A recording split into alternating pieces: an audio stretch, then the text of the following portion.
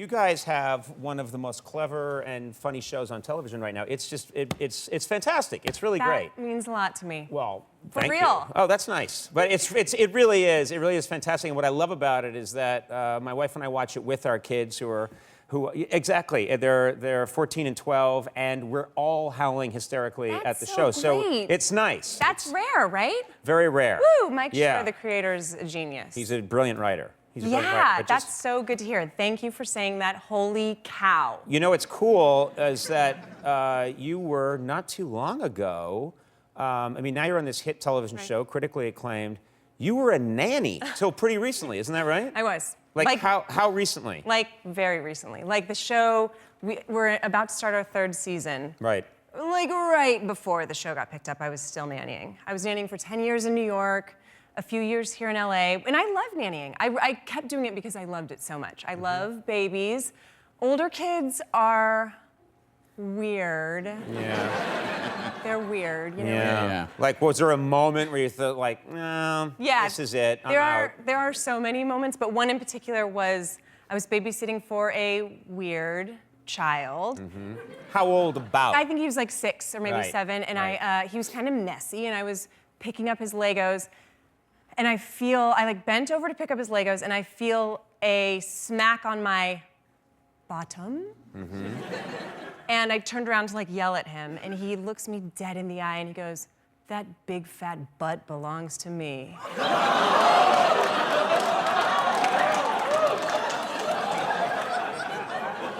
That kid has been born at the wrong time. Right? He's not gonna last another month if he doesn't change his, wow. Yeah, exactly. But I mean, he was not wrong. I'm kidding. I want to find out about you. You moved to New York City after college, and you're like a lot of people, a couple of lean years. What kind of stuff were you doing in the lean years in New York? I feel like I had every job. I have to say, like I should have said this at the top, I am a very big fan of the show, you guys. Oh, thank you very much. I've been watching since like the early days. Thank you. Back when I was just a little baby. Yes, no, yes. I was not. I was like in high school. It's okay. We get it. We're very old. No. I really appreciate it. That's nice. Yeah, and I used to, before DVR, there was a thing called VCR, and I would tape it and watch the next day because I was like a big comedy nerd, and this was like my favorite weird show. Oh, thank you. Yeah. So weirdly, when I was doing all these jobs in New York, I feel like you sort of followed me around to each job. Now, you don't know this. But I was a waitress at a restaurant in New York that you would go to. I worked at the front. Did you ever wait on me? I was like the hostess, so I hostessed you. Right, right.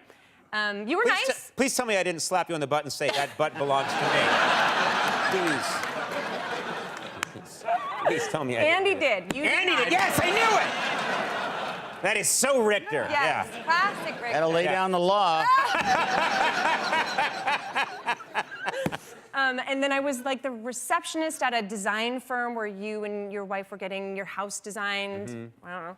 And you know, like I babysat for a place where you took your kids to piano lessons. So either I just kept walking into your life. Yes. And did we ever talk or hang out? No, we didn't hang out. Yeah. You would remember. I'm very cool.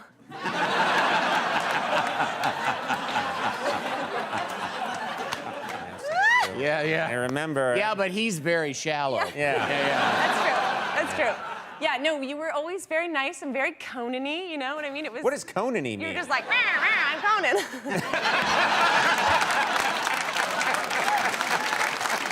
Wow. Uncanny. Wow. Conan. It is funny how people that know me will say you are the exact, you know, there's a lot of performers that are this way on TV, and then there's someone else when they go, I am this person 24 hours a day. I love that. It's a sickness. No, it's great. But I'm sure if I ran into you at a design place or wherever we were, a dentist's office, I'm the person that's out there going like, hey, guys, come on. I remember we kind of had like a chat, and then you walked out, and I was like, cool, that was Conan. And then right before you left, you like poked your head back in, and you were like, rah.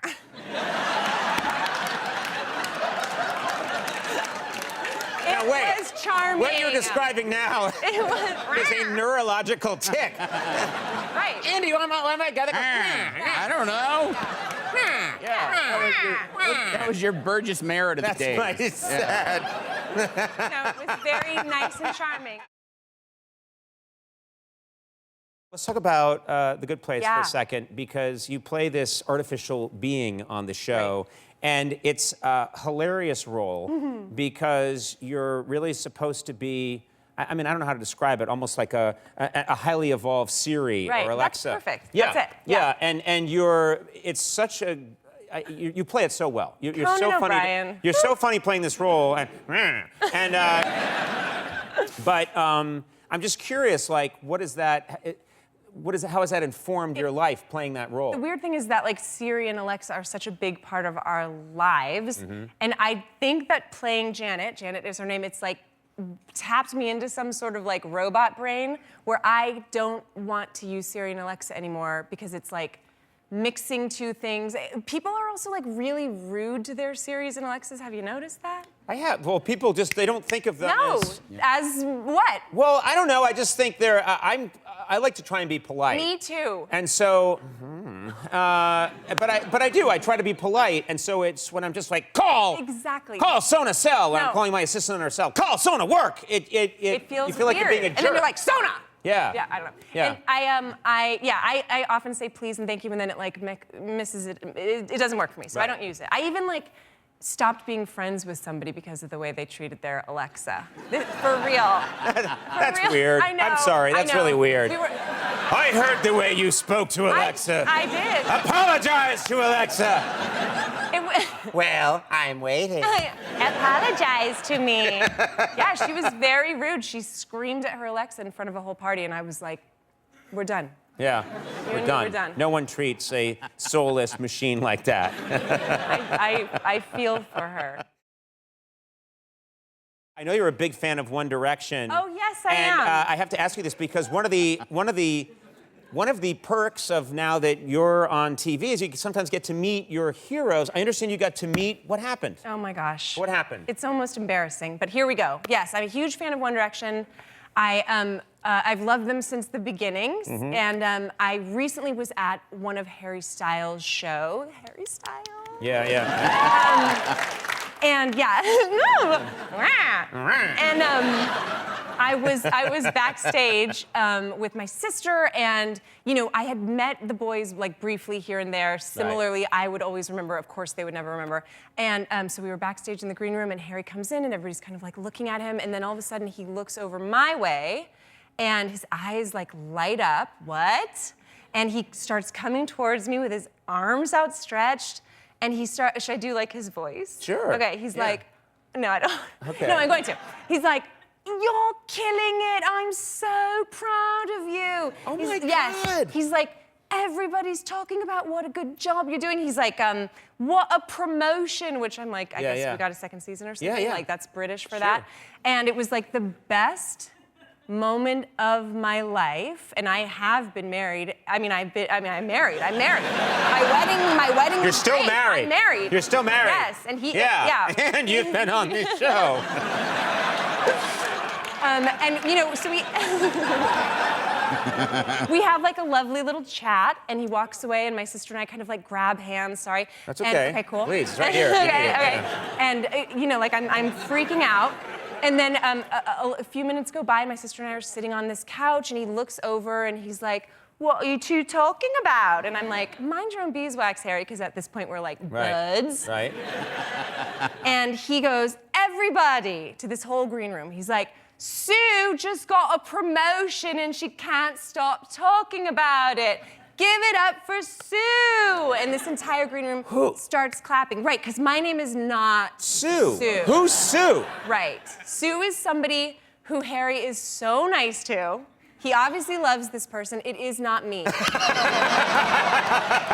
he's so nice to her. They have such a great friendship. He's very proud of her. So he just didn't, I'm sorry. Like the highest high and the lowest low. Yeah. I called my husband after and told him, and he was like, you know what this means. You have to become Sue now. You now must be Sue. You are Sue. You know what you got out of it, though? We have a picture of you and Harry before he realized you're not the person he thought you were. And he looks pretty confused there by everything. What can you do? You play this, best way to describe it is someone in the afterlife, you're like a Siri-like robot who tries to assist people and help them. And I want to bring this up because I talked to you once and you said that you actually think it's important for us as humans to be polite to our Siris and our Alexas. Is that true? I think it kind of says a lot about you, how you treat your Siri or your Alexa, and I'm gonna stand by that. Not okay. What? I talk like shit. No! Do you really? Yes, I do. Well, I've got English Siri, which is different to the American one. Very condescending. Just like Jeffrey from The Fresh Prince of Bel-Air. That's my Siri. I think there should be like a rule that you have to say please or thank you to your Siri or Alexa for it even to work. I see it the first time, but after that, I don't. I would say thank you to Siri, and then I kind of jokingly tweeted one day about like, you know, Siri should say you're welcome. Yeah. Siri says you're welcome now. Really? You never said that before. That would be a cool way, because all of our kids are using, I'm just spitballing here, but we're talking That's about what this form is for, really. to be a We're good here to person. improve Siri, yeah. Well, we're talking about what it means to be a good person. Andy's obviously got a lot of pull at Apple to get things done. If our kids are using all of these devices and talking to them, play Katy Perry or whatever they say, wouldn't it be cool if you did have to say please and thank you, and then our kids Or would it be wouldn't doing do it. Siri wouldn't do it. Yeah, like I do. Like, That's a isn't there great idea. something you're forgetting? Yeah. Beep. Yeah, that's... Wait a minute. I have to say, I think that's okay for kids, but if my Siri said, excuse me, you forgot the magic word, I would shove that thing in the toilet. Your husband's here, Jason, who I really like. I love that guy. I've met him a couple times, and he is from, I think I've talked to him once, and he mentioned he's from Virginia. That's right. Does his kinfolk, do they come? He does have, he does. They eat vittles, and they're called kinfolk. He No, has but do they come here to LA much? We actually just had a fun visit with his brother Todd and their two sons, him and his wife Emily. And I have to say the names. Yeah, of course you do. Their sons Emmett and John Lewis. We had a great visit. We showed them all around LA, went to a Dodgers game. We went to Disneyland, which was really fun. They'd never been to like a theme park before. And if you've never been to a theme park and your first crack at one is Disneyland, that's pretty mind. sweet. That's right. So John Lewis had never been on a roller coaster before. How old is he again? He's 4. 4, yeah. And he's like a little whippersnapper. Yeah. That was a really good impression of him.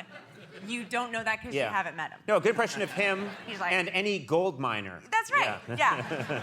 But we took him on the first nope, it's not called railroad. What is it called? Roller coaster. Roller coaster. Was the Thunder Mountain Railroad. That's where that happened. And when we were done, he was just sort of like wide-eyed and excited. And we were like, how'd you like it, John Lewis? And he was like, that roller coaster made my penis tickle. It happens. That would be, So, I mean, yeah. that is a really good, that's a good description of what it feels like. Yeah, I it don't- is. I It don't is, but it's have a also like for a penis. kid to be yelling that, you Yeah, know? he was screaming And if he it. says it wrong, like, I just got my penis tickled on a, you know what I mean? On a ride, it's just a lot of red flags. Shut up, John Lewis. Yeah. Yeah, no, but that was sort of like our barometer for the rest of the day. It's like, well, how much did that make your penis tickle? This turkey leg made my penis tickle. Now you're talking my language. Yeah. Do you visit these people then, the family in Virginia? Do you ever go to Virginia? Yeah, we go to we visit the Cardens all the time. We often go for holidays. Yeah. And let's see, the last time we went, I don't know, do you get sick during the holidays? I always get sick during the holidays. Yeah. I always get sick in the holidays because I get stressed out before the holiday. It lowers my immune system. Then I get on a plane with people coughing and. Whoa, are you a doctor? What? Are you a doctor? What are you talking about? That sounded really smart. Yeah, wow, you go to some dumb doctors. Immune system? I'm blown away. Wow. And then I hurt my arm. Whoa! Whoa! Did you go to Harvard Medical School? But the last time I was there, I was so sick once I got there that I went straight to the emergency room. And people in Virginia are so charming and lovely. And I, being a California girl, am like so charmed by a Southern accent. Oh, a Southern accent is the most amazing. So adorable and charming, and you fall in love. So anyway, I was coughing a lot, and I went to the emergency room, and this sort of like big strapping male nurse was taking x-rays of my chest. And while he was taking these lungs. Anyway, while he was taking the Are you sure he worked for the hospital? Ma'am, I'm going to take some pictures of your chest. Sure, yeah, go for it. Well, thank you. I'm going to go now. Who was that? That We don't know. accent. Well, looks like you got the boob flu. And I did. I often go into hospitals with a camera and say, oh, I'm here to take a picture. All right. So this guy was taking x-rays, and he said, he was like, what do you do for a living? And I said, I was an actor. And he was like, do you do any manual labor? And I said, no. And he goes, I've just never seen a spine like that on a woman. What? That's right. He said that to me. He said, so you have the spine of a man who's done a Definitely. lot of back-breaking manual labor. Yes. And my reaction was like, what does that mean? Tell me. What do you mean? Explain Right. yourself. And he was just kind of like, like, Oh, shucks, I gotta go. It was Yeah. very shucks. He said, it's very rough. But he wasn't like insulting me. He was kind of like, it is what it is, darling. Well, have you had your spine checked out anymore? You're a doctor, right? Well, I am I know arm and immune system, so yes, I am. No, I haven't had my spine checked. I mean, I guess the next time I go to a doctor, I should be like, hey, Yeah. what's up with my spine? And he'll say, I don't know. When has a spine ever been described as rough? Rough. Rough. Again, I'm not a doctor, but And again, you were not in a hospital. How does it feel? Have you shot the final episode yet? we just shot it about a month ago, and it's Was like, it emotional filming the last episode? oh, yeah. I mean, it's emotional now, and it's been a month.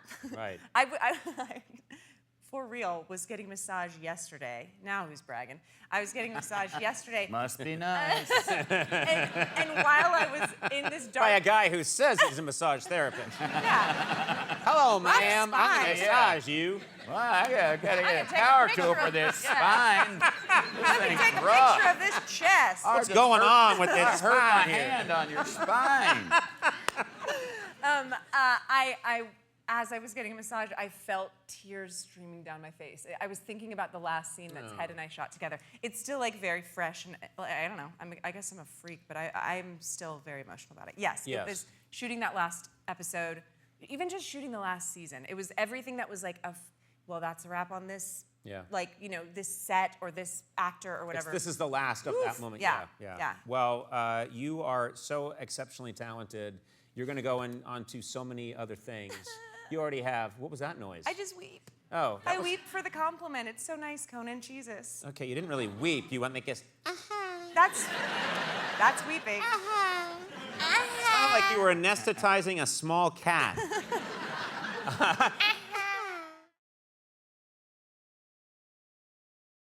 Your fame is still fairly recent, and you went from, struggling and trying to get parts to everybody knows you and you're very popular. What about when your family that's not used to being in the show business world is with you and you Right. see someone famous?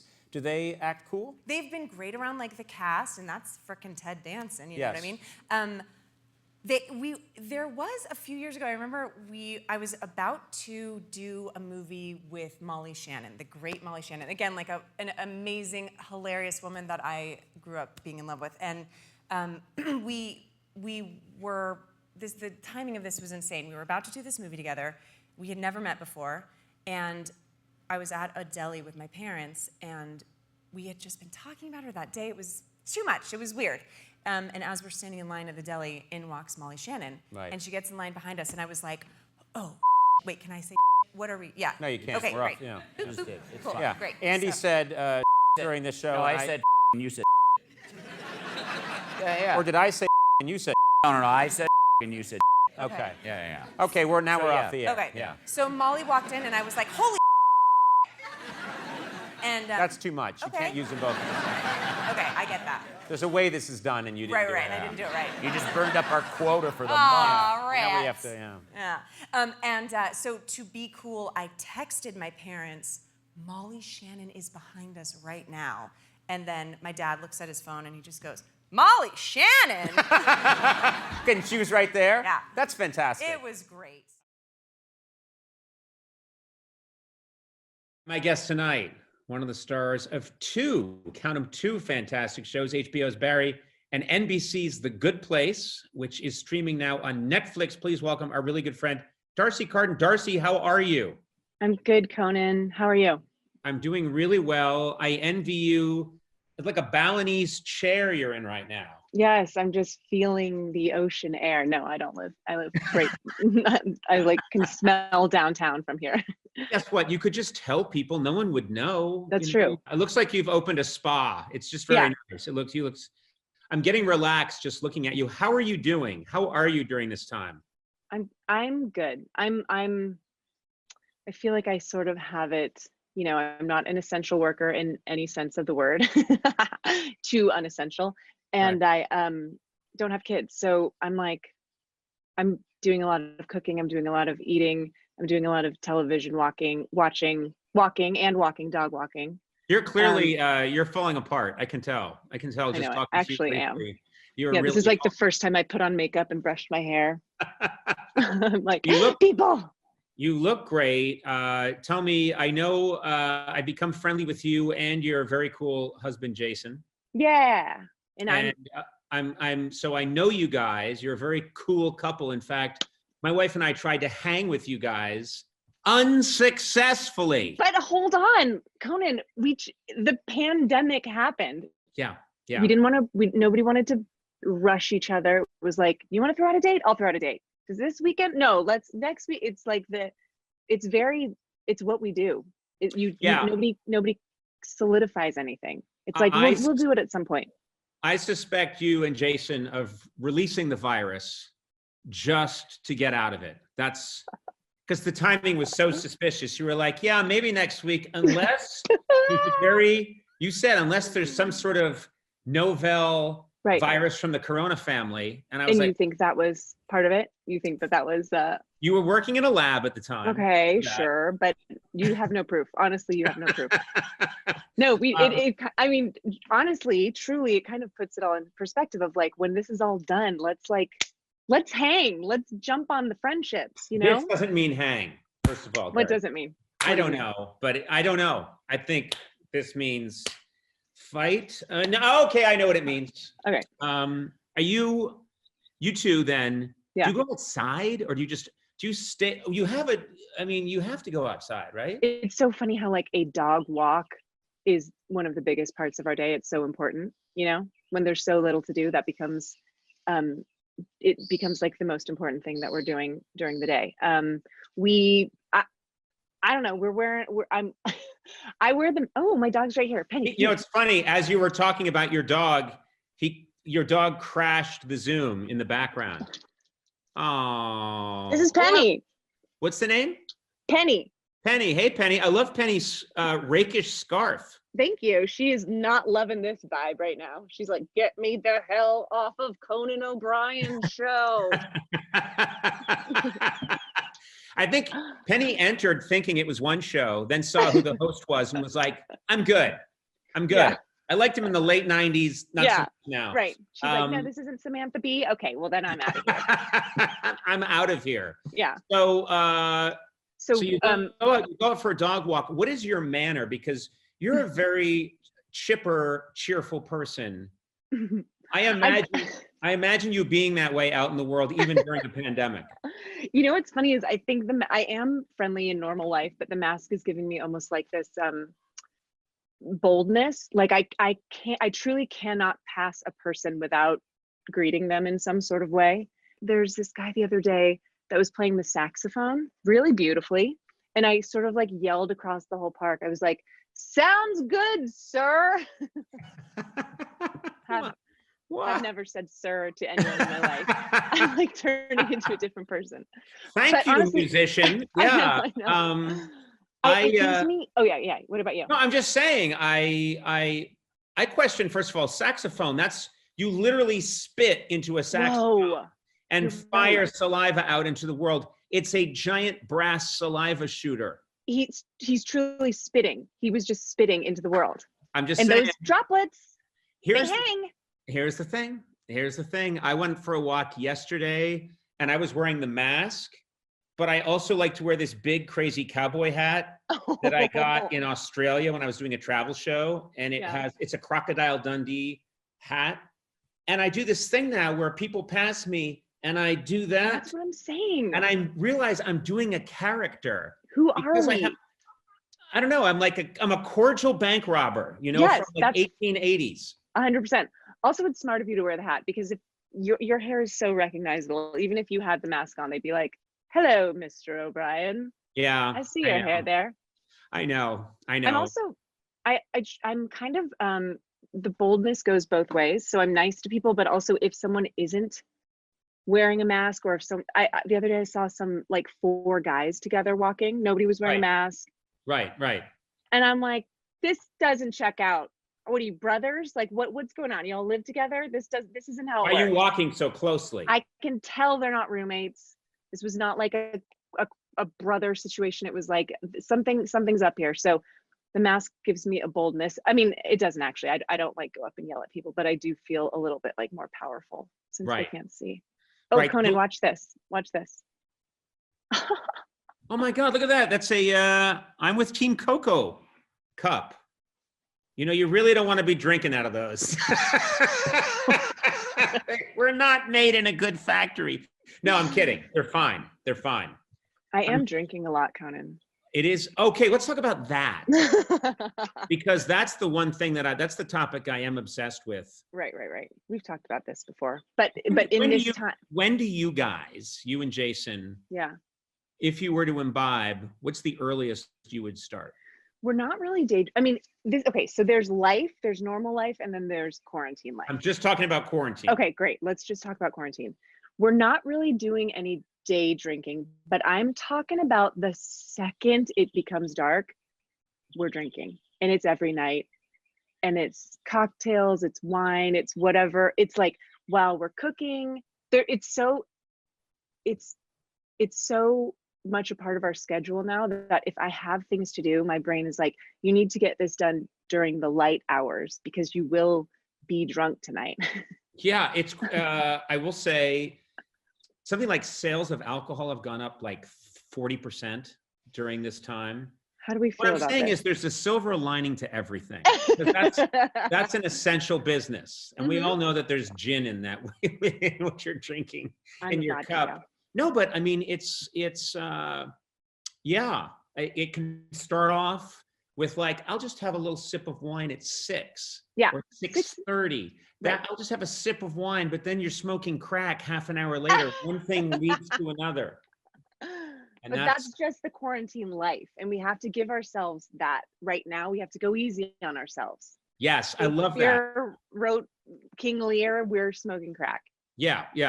But I don't smoke crack during the day, which you're not insane. You have children and a family. What are you watching right now? What's your Zoom? What are your Zoom shows? I'm watching. Okay, we're watching so much TV. Oh my God! Wait, I'm gonna tell you something almost embarrassing.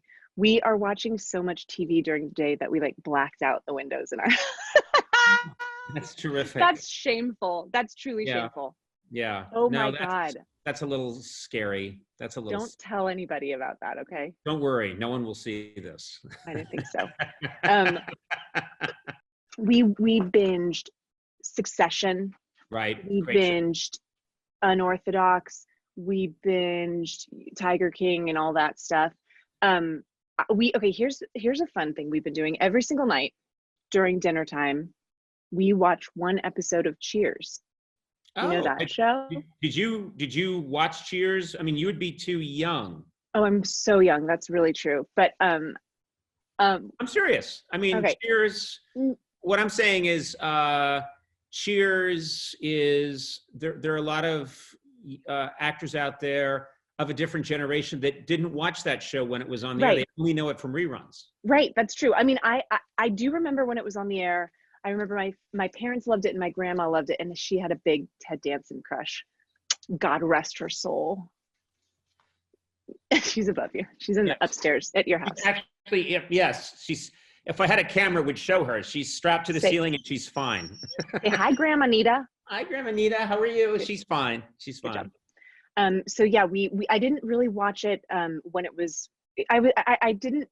There was no like kids on the show. It was all like sexy adults, and I didn't quite. Right, you were watching Silver Spoons or something, you know? Oh, I couldn't get enough Silver Spoons, Punky Brewster, etc. Beans Baxter. I think I made that up. Yeah. Anyway. But honestly, what else are you doing right now? Write that show, Conan. Okay. Beans Baxter. There was a Beans Baxter, I think, and I think it was a kid's show. But let's move on from that and get to the essential point. If you're watching Cheers, and here's the crazy thing, your castmates on The Good Place with Ted Danson, but this other incarnation of Ted Danson. It's so strange. It's so like surreal. I told the rest of the cast, all the other 4 of them, to watch it now after having spent 4 years, you know, working with and loving Ted Danson. It's such an interesting thing to go back and watch the show that sort of made him who he is. Yeah. Quick Conan sip. That's okay. Oh my God, those are loud swallows. I'm just telling you. I think I could hear it. I could hear it in my own head. You could hear cartilage smashing against each other. So here's the crazy thing, like, you know, this other Ted Danson, this like silver-haired, genteel Ted Danson, and then you see him as Sam Malone for the first time. That's got to be like strange. With new eyes. And it's so funny. I mean, he's, you know, everybody knows Ted Danson's hot as hell. That is no secret, right? You know it. I know it. I'm not going to go along with that, but go ahead. Yeah, I think, well, okay. But he's like a different level of sexy. He's like he's sexy on Cheers. He's like defined the word sexy, and he's like making out with Shelley Long, and it's so strange for me. It truly feels like when you see your parents make out or something, because I will be watching it and I'll be like, oh, Ted, stop, gross. And Jason's like, just watch the show, you freak. Right. I love that you said it's like Conan, like when you watch your parents make out. Yeah, I've never seen that in my life. Whoa, your eyes didn't budge. When I'm dead inside. Whoa. Yeah. Whoa, you're a creep. Real creep. You're a freaking creep. But it is so fun. I love any interview that ends with someone, you're a real creep. You little freaking creep. Darcy, my best to Jason, and I hope you guys are doing great. Thanks for having me. I've also heard a lot of nice stuff about the podcast. A lot of people liked it. Oh my God, people loved it. Yeah. You got so many amazing comments about that. That was great. Thank you for doing it. Anything. Well, okay. I'm shooting a really weird movie, and you're in it now. Okay, great. I commit. Directed by the little creep. All Okay, right, great. I'll talk to you later. Let's start drinking. We can start in like 2 hours. Yeah, or even just like a half hour. All right, cool. All right, we'll see you later. Bye. Bye-bye. I'm such a huge fan of you, and I started watching the show when I was a kid, and I mean, I've told you this before, but you and Conan like shaped my. Not that I'm so much younger than you, but I was in that formative. Yeah, but you're younger than me. I am young. Yeah. But and we weren't that old when we got it on TV for the first time. But you guys really, really shaped my comedic sensibility and sort of showed me what I've talked about this, especially with like real Conan and Andy heads, like Drew Tarver. Do you know Drew Tarver? Yeah, I love Drew Tarver. I do too. We've talked about if I could put money on somebody just in terms of like that guy's going to be huge. Oh, I Drew totally Tarver, agree. I would buy stock in Drew Tarver all day. Me too. He's fucking wonderful. The best. And hasn't even like as great as you've seen him, he has more. Yeah. I absolutely. But he and I have talked about how, you know, becoming obsessed with you guys at a younger age, like it was almost like